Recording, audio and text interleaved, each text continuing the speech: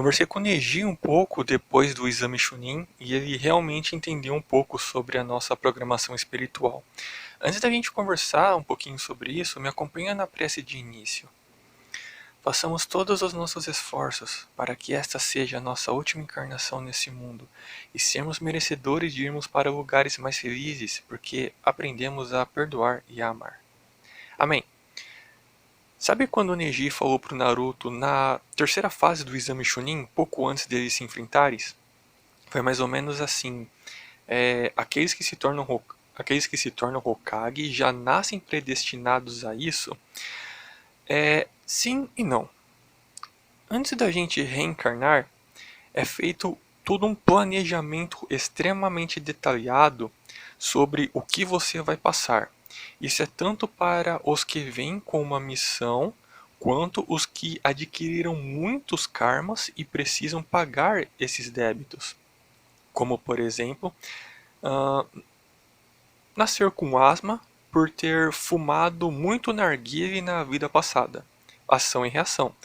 Lembrando que se a gente fizer muito progresso durante a nossa vida presente, essa, por exemplo, adquirir uma moral bastante elevada e conhecimento, tanto espiritual, científico que seja, Deus muda a nossa programação e o que seria um sofrimento pode virar uma missão muito bonita para ajudar no progresso da humanidade.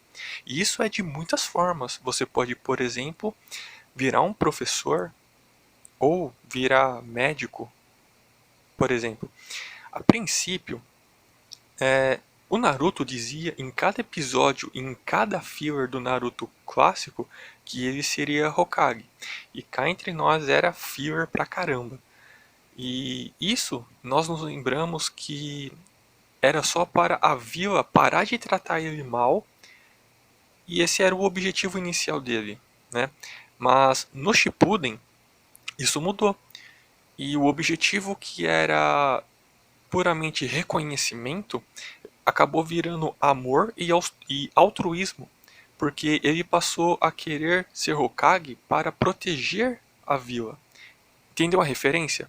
Será que a programação dele não mudou justamente por causa do amor? Mas a gente tira a parte de lado do protagonismo, espiritualmente falando, tudo bem?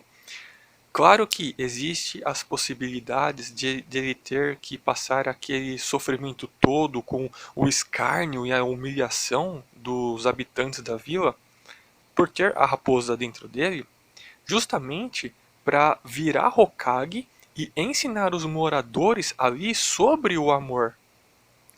Aliás, será que a gente já não viu isso? Será que a gente já não ouviu que isso aconteceu há 2000 anos atrás? Sem contar que o Naruto pode ter sido um espírito extremamente endividado, assim como os demais Jinchuriki, que passam por todo aquele sofrimento para quitar débitos de vidas passadas. E quase todos, se eu não me engano, viraram Hokage, não é? Se aprofundar na história, se a gente se aprofundar na história e analisar o ponto de vista espiritual, tudo vai se resumir ao amor. Quando a gente reencarna, nós entramos no esquecimento.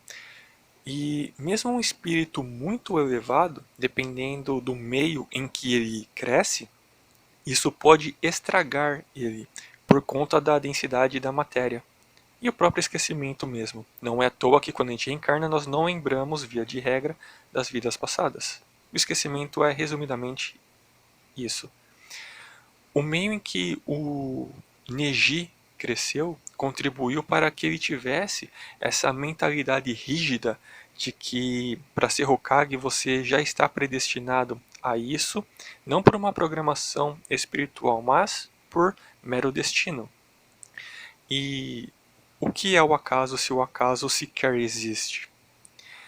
Como eu falei no começo, existe a possibilidade da programação mudar.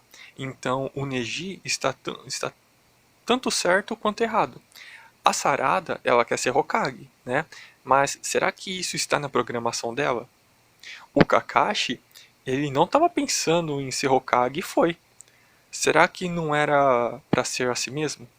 porque já estava na programação dele. A Tsunade nem se fala, com certeza era para ela ser Hokage de qualquer forma. O que é seu chega até você sem esforço. O que é bom e o que é de ruim. Mas quando você tem fé, tu só confia porque tudo no universo está no mais perfeito equilíbrio e harmonia. Tudo bem? Então é isso.